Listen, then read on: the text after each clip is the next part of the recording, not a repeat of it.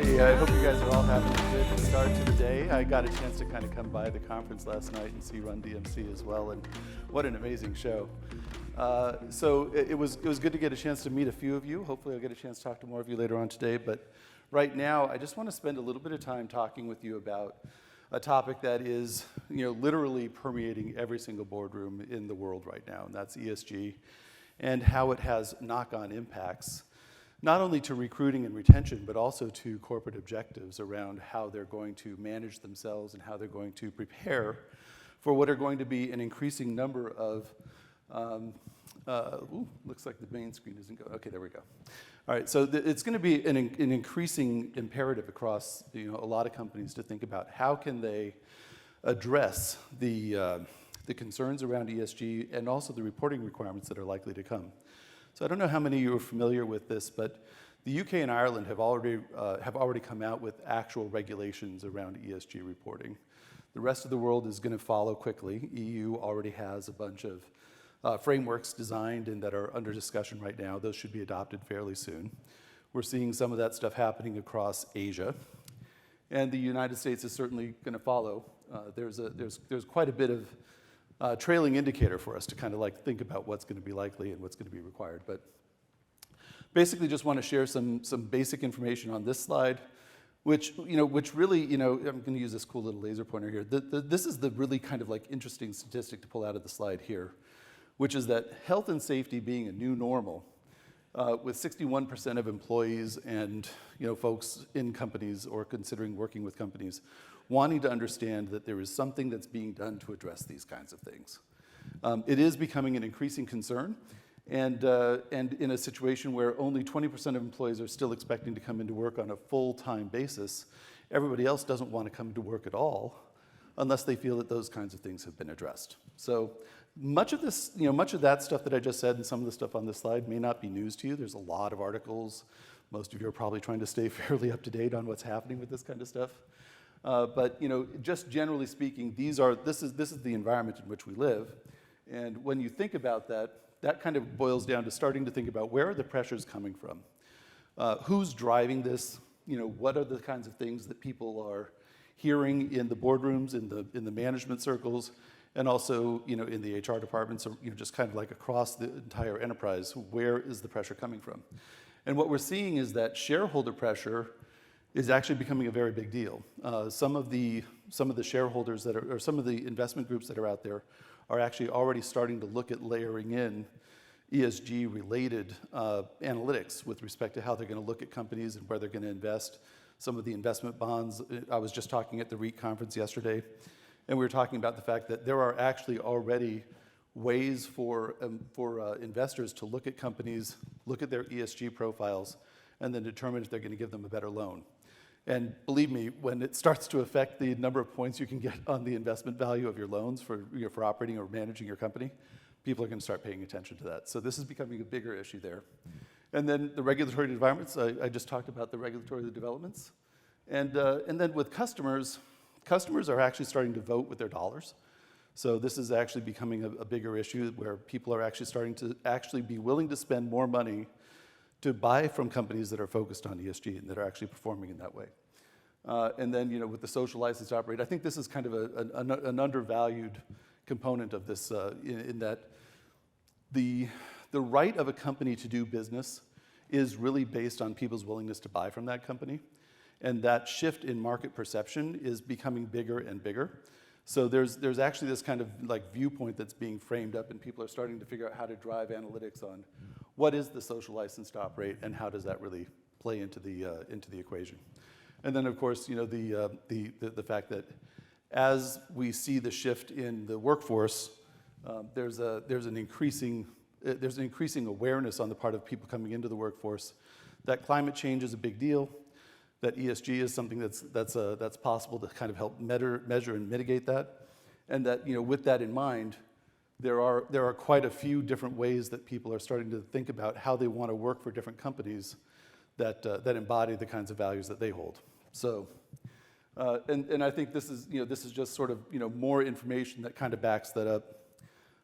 I think the thing that I would find most interesting about this is these little statistics over here, whoops, those little statistics over there kind of give voice to some of the things I was talking about on the previous slide. So just generally speaking, where we're seeing the sort of the development of the conscientious investor having a big flow-through impact is in the fact that companies are starting to realize that this is no longer an option, and that's actually what's on the next slide. So ESG is really kind of moving from we contribute to society because we're successful, because we want to have a good PR campaign. We want to, in some cases, companies engaged in what we now know as greenwashing on purpose because they wanted to have an image of being an ESG-minded company or a sustainability-minded company.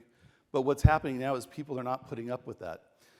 They're not putting up with greenwashing, and they're demanding that there actually be something significant and something that is verifiable, and in some cases that leaves an audit trail. So working for a company like EY, you can imagine that I'm attached to the idea of something having an audit trail. And a lot of the types of systems that are being put in place now are focused on not only being able to demonstrate in numbers, but also demonstrate with an audit trail that what you're saying you're going to do is actually happening, and that you're actually able to prove it in a way that is meaningful and verifiable. So, and that's going to become a part of that whole regulatory compliance piece of ESG as well. So you're now going to see the basic idea of ESG and sustainability being expressed in ways that can be essentially defined through these kinds of lenses now. And I think this is I keep doing that. This is the part where a lot of companies are having a big difficult part of their planning. The E part is actually fairly easy. Like most of us can understand environmental issues, most of us can understand environmental planning, and coming up with things like proving that you've got a carbon or decarbonization plan, you've got a pollution and waste management plan, all of those kinds of things. Those are pretty easy to wrap your arms around and kind of wrap your mind around. And the governance side, that's what's being developed. Right? Those regulations are what are being developed right now. But this is the part where there's a lot of room for people to still be inventive and creative and come up with really good ideas around how to manage and measure the idea of what's in the S, right? The S is the giant hole in the middle right now. A lot of companies are still trying to figure that out, and there are groups. I know the IWBI team is here and did a presentation yesterday and talked a little bit about that. EY and Well are actually very well coordinated on this. We've actually joined their Well Enterprise Provider Program to help work with them to understand how to kind of fill in the S. I've also heard in a lot of cases that companies are starting to look at whether or not the S really should be defined as social or should be defined as stakeholder or something else. People are really trying to get their arms around what does that mean. Because the S is the part that's going to be the differentiating piece for a lot of those employees as well. A lot of the that whole concept of recruitment and retention. If you can really engage with people on what that part of your program means, you're going to be able to answer the questions that they care about the most, which is, are you doing this because it's the right thing to do, or are you doing it because you have to do it? Are you doing it because you care about coming up with new ways and new strategies of doing better? Or are you just trying to check the boxes, right? So those are the kinds of questions that people really want to get into. And with the sort of the diaspora of employees being able to work everywhere, people aren't necessarily leaving in the Great Resignation because they hate their job or they hate their company. They're leaving because they want to find something more meaningful, right? So you need to be that place that's more meaningful, not just a place that's got good benefits and that's got a good, a good offering. It's in the marketplace. It's that filling of the S that's going to make the big difference for a lot of the people who are resigning now in the hopes that they can attach themselves wherever they work and wherever their company might be. They want to be able to attach themselves to something that has a greater meaning. So that's a big part of what we're discovering in this whole process that we've been going through. So this is another way of looking at what are the multiple, market and societal forces that have kind of just like elevated this as a factor of importance, and we've kind of tied in a few things that are actually happening right now. And I think it's just really important to understand there is no one answer to this. So if you try to find a silver bullet, it's not going to work. You really have to take into account and have people within your organizations take into account a lot of different things, and you have to kind of do it at the same time. So you can't like appoint one person to be your ESG czar and think that that's going to fix everything. It won't work. You really have to kind of understand how are you going to look at this through your HR department, through your finance department, through your real estate and facilities departments. People have to understand that this is a multi-pronged problem, and it's going to require a multifaceted approach to solve it. So, as you kind of think about that, talent and customer attraction is probably the thing that people are realizing right now is their biggest problem. But all of these other things have to be kind of addressed in some meaningful way if you're actually going to be able to solve that in any meaningful way. So, how do you do that? That's the $20,000 question, right? So how do you do that? So the way that you can do that is you have to focus on getting the right people within your organizations focused on their portion of the solution, and then get them talking to each other. What we're seeing, and I'll use EY as an example because I happen to know what's going on with that organization fairly well. We're a 300,000 person company with offices in 100 countries. Solving this for EY is as gigantic a problem as it is for pretty much any other company in the world. And so what we're discovering is that we have to identify in-region resources who are focused on this and who are thinking about what the local color is on the question, and what are the local customs, and what are the local things that have to be considered as part of the overall strategy. And the thing that really matters the most is we have had a major push for transparency. Transparency is key. If you try to do this black box style, you try to go off and solve it and show up to the employees and say, fait accompli, here we go, here's the big solution, you're going to invite more questions than you might actually want. The reality is people want to understand what is being considered at the earliest part that you can share it with them. They want to understand what the possible solutions are at every step along the way. And the more transparency you can provide, the better. And that is significantly uncomfortable for a lot of executives and for a lot of organizations, because a lot of this stuff comes with a price tag. It's not free to do. It's not easy to do in some cases. And in many cases, you're actually asking companies to start to do things that are what they might perceive to be as against their own best interests.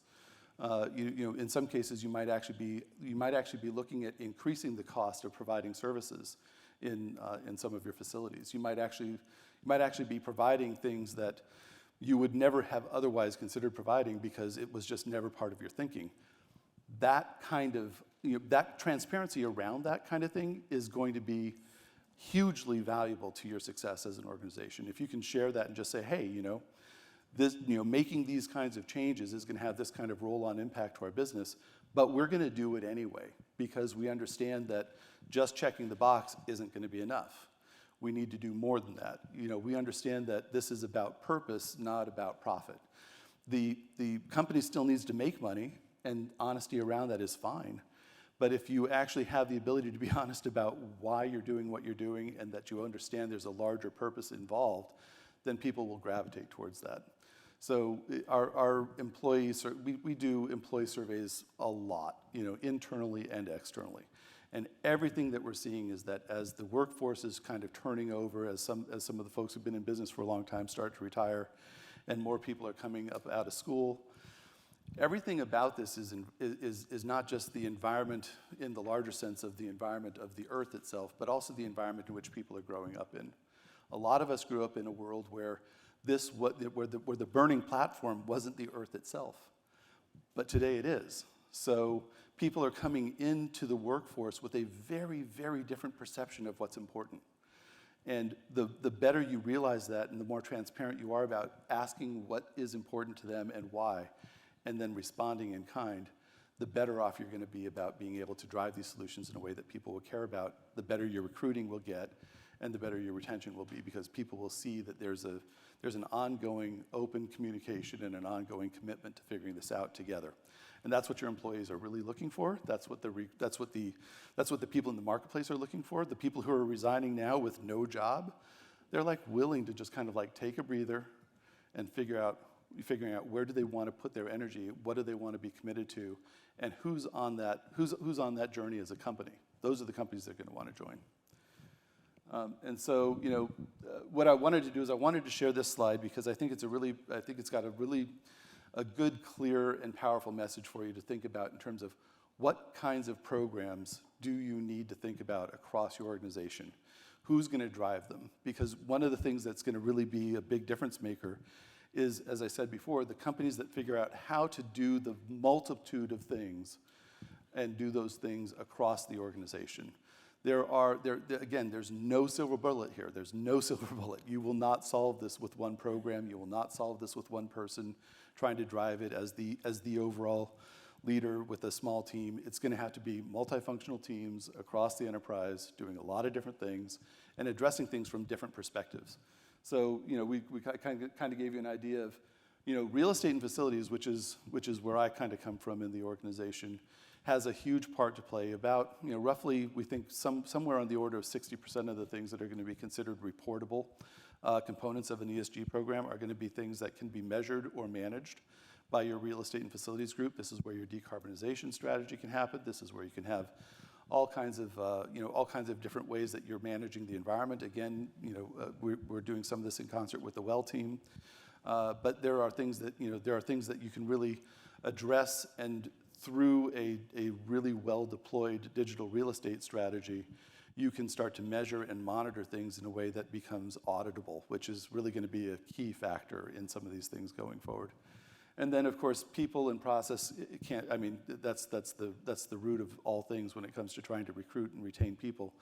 That, just wanted to kind of give you guys some ideas of the kinds of spaces where people are making some really good progress in developing their thinking around the kinds of projects for that. And then business infrastructure. I think there's a bunch of things that are on here. One of the ones I want to kind of call attention to more than I might have otherwise is the neurodiversity piece. I don't know if you guys know this, but about 20% of the American workforce right now, and expected to be for quite some time, has some kind of a neurodiversity challenge. So being able to think about neurodiversity as part of your planning for not just creating the right kind of work environment, but also building into your thinking about recruiting, retention, especially in a distributed workforce model, you have opportunities to bring these kinds of folks in and have them contribute in a way that's meaningful and powerful, and also really that will fuel your company's growth. Because a lot of these folks really are just looking for a way to belong and looking for a way to contribute. And if you develop the right kind of program around that, it can be a major boost to the way your people feel about your company, and also to the kind of company that you are and that you're going to be perceived as being in the marketplace. So that can be really powerful. And then, of course, I think the overall wrapper on all of this is that you have, with these kinds of programs and programs that address these kinds of things, you have the ability to kind of prove that you're willing to put your money where your mouth is, and that's what people are going to be looking for. So just in general, I'd say have a big open mind about this. Be willing to share to the degree of discomfort, and be willing to look at what your people really want and what really motivates them. We have countless stories of people coming in for interviews and then literally, in some cases, walking out of interviews because they just didn't hear and understand from the interviewer what the mission of the company was and how they could fit into that in a way that mattered to them. So if you really want to build your company for growth, and you want to build your company with the best and the brightest, that's what the best and the brightest are going to be looking for. That's what they're going to be hoping to receive from you. So that's about it for this particular set of slides. And I think I ran out my shot clock there. So, just one last slide. Aim for that cohesive narrative to all the types of stakeholders you have. And again, transparency and communication, not just within your company, but externally, right? You want to show the world what kind of company you are, because that kind of thing will help build community in the marketplace of ideas. And that's really one of the other things that we need also, is we need companies to step up, take a leadership role, show each other how they're doing it, show each other what can be done, and sort of understand that it's going to take a community-minded approach to these kinds of questions to be able to drive real success in the world, and also to address the burning issue of our time. So that's about it for me. All right? Jade, thanks so much.